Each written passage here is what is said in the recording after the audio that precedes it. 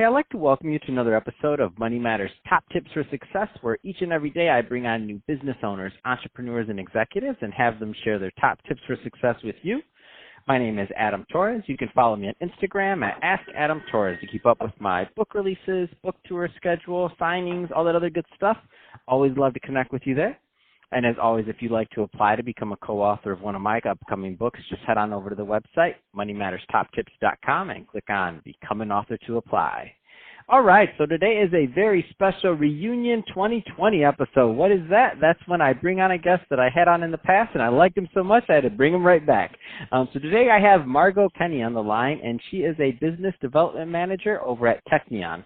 Margot, welcome back to the show. Thanks for having me back, Adam. All right, so I'm excited about today's topic. So we're going to talk about professional brand and branding and being authentic. So, I mean, this is a hot topic, and I'm excited to get your take on it. But before we do that, I don't want to assume we have a lot of new listeners, so I don't want to assume that they all caught the first episode. So tell us a little bit more about Teknion and what you're doing there, please. So, sure. So Teknion is a major furniture manufacturer based in Toronto, Canada.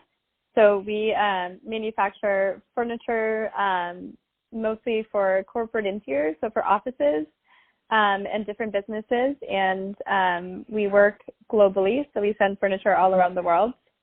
And we're also a very sustainable brand, which we talked about in the last episode, from a healthy material standpoint, wanting to make sure that everything that you touch and feel in your environment is going to have good, healthy materials that are not going to make you sick. So that's a pretty important part of what we do as well.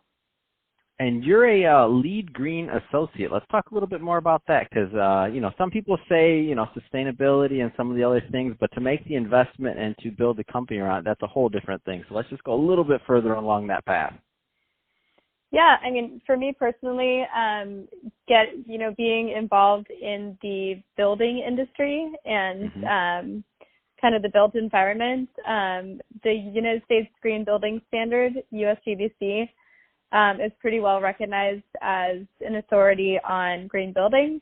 So the LEED Green certification is basically for me as a professional to become certified as somebody who knows what I'm talking about when it comes to green stuff. I always like to tell people whenever I see that, and it's kind of funny, and this is the only way I know because of the old finance brain. I'm like, it's like the CFP, but for people that are into sustainability in building.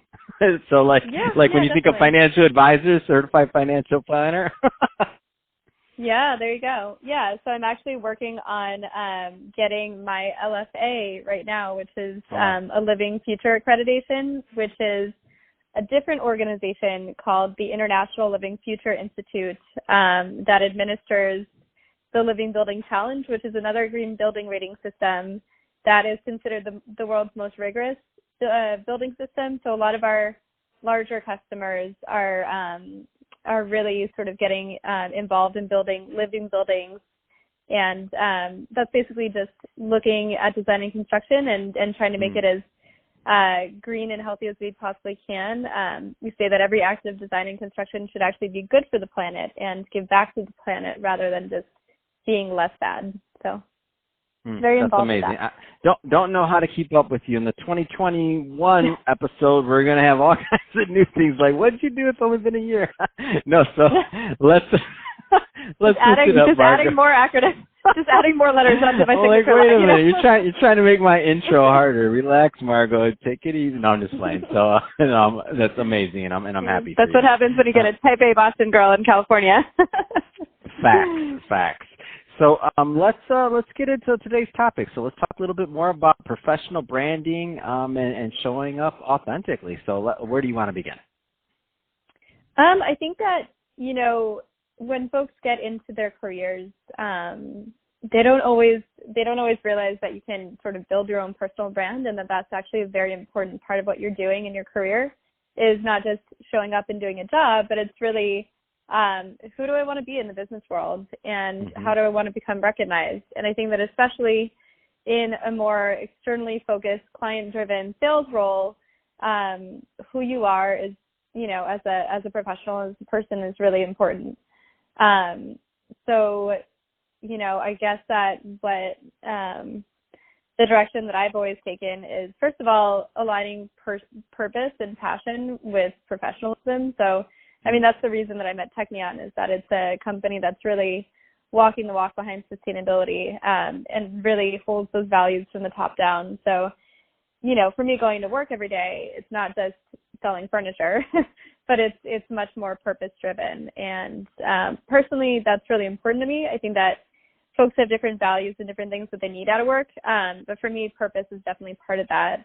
And I think that when you genuinely are connected to and care about what you do and see the value behind what you do, you show up in a really authentic way. And it's not, you know, especially being in a sales role, obviously, you know, I am driven to move product and to make sales. But I think that the relationships that I build with clients and, you know, the sort of brand that I have in the industry as somebody who's known as kind of a purpose-driven leader in sustainability has just been really helpful.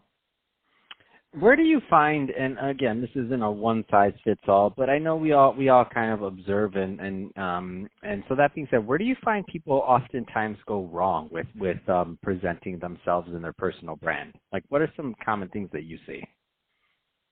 Well, I think, you know, I mean, I think that when people are trying to force something that they don't really believe in, it's pretty apparent. You know, I'm lucky that in my industry, you don't see a lot of people doing it too wrong. You know, people in the built environment, for whatever reason, just tend to be really, really excited about what they're doing. But, you know, I think that, you know, it's clear when your soul's lit up and when it's not, right? So I think that, you know, a lot of folks don't realize that they get to kind of align their purpose with what they do every day. So I think, you know, it's not necessarily important to everybody, but I think that in terms of personal brand, if it's not authentic and if it's not authentically you, it sometimes comes across and can seem a little fake.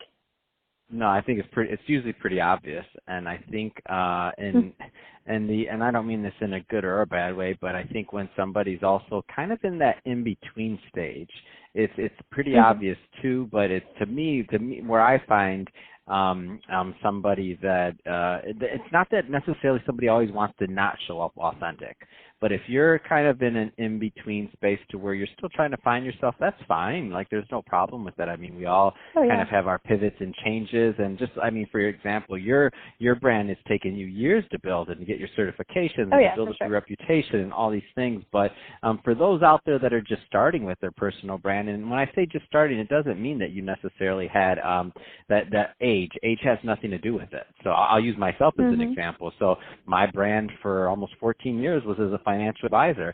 Now my brand as a podcaster, I mean, that's only going on 2 years and 3 years full time in media. So that's still a baby personal brand. I mean, it may be a bad example because it's pretty visible, but it is an example. So I mean, I'm authentic in my own shoes, but in the same sense, I'm not claiming to be some guy that's been in media for 20 years. Like, I'm still learning. I'm still kind of getting my footing. I'm still doing a lot of things. So that's okay too. But in being authentic, my way of being authentic is admitting that. Like, that's all you have to do. So for people listening, just admit it. You're still working on it, right? Yeah. No, it took me, you know, I didn't just like stumble into or I did kind of stumble into it, but I had to find the purpose behind my industry. I have a degree in Latin American studies. I didn't expect to fall, you know, ass backwards into the built environment industry. But, you know, I'm glad I did now, but it definitely took some time. You know, I think that I've always been a purpose-driven person, and I thought that I would be doing something very, very different when I was in college. But, you know, I've sort of realized the importance of sustainability and, you know, just the health, you know, environmental stewardship in what we're doing as we continue to develop. So it's definitely not something that I just like knew right away. It's something that I had to learn and to find. That's awesome. I always tell people, I'm like, if somebody tells you about my age that they went to school saying they're going to be a podcaster, they're lying. I don't even know if podcasts were around back then. So don't even try it. You want to talk about falling backwards, and for the drone drivers of tomorrow who are going to be delivering food or whatever else, you didn't go to school wanting to do that, sitting in an office delivering with drones. Why? Because it doesn't exist yet as a job. Well, military, yes, but not like in the civilian world. So I love it. Fair so enough. Give yourself, the only thing I'd add is that, for that authenticity, like that's the goal, but give yourself some room to breathe and to learn and to grow into whatever your authentic self is, and just to know you'll have, like you said, you were Latin American studies. I was international relations. I went to school for politics, and I don't really have too much of a political show, nor do I want to have one, considering all these election stuff. I'm like, whew, I'm glad I dodged all of that world, and now I just get to talk about the warm and fuzzies with awesome entrepreneurs all day. So I got lucky there. So, Margot, if somebody's listening to this and they want more information on Teknion or to connect, what's the best way for them to do that? Well, they can definitely check out our website, which is teknion.com, www.teknion.com. They can also email me if they're interested, and it's just margot.kenney@teknion.com, which maybe you can, spell it out to them on your link or whatever. But it's just margot.kenney@teknion.com. Perfect. Well, hey, Margot, it's been really fun catching up with you on this Reunion 2020 episode, and I'm excited to hear more great things from you in the coming years. And to the audience, as always, thank you for tuning in. Hope you got a lot of value out of this. I hope you had a lot of fun listening, because we sure did have a lot of fun making it. So if you did, don't forget to subscribe to the podcast. Leave me a review on the Apple iTunes Store. If you're watching this on YouTube, that YouTube channel, Money Matters Top Tips, we just launched that this year. Don't forget to subscribe, but also leave us some comments down there. If you have some comments on personal branding and what it means to you, or some questions, I'd love to interact with you there. So don't forget to comment next to the videos. And Margot, thanks again for coming on. Thanks for having me, Adam.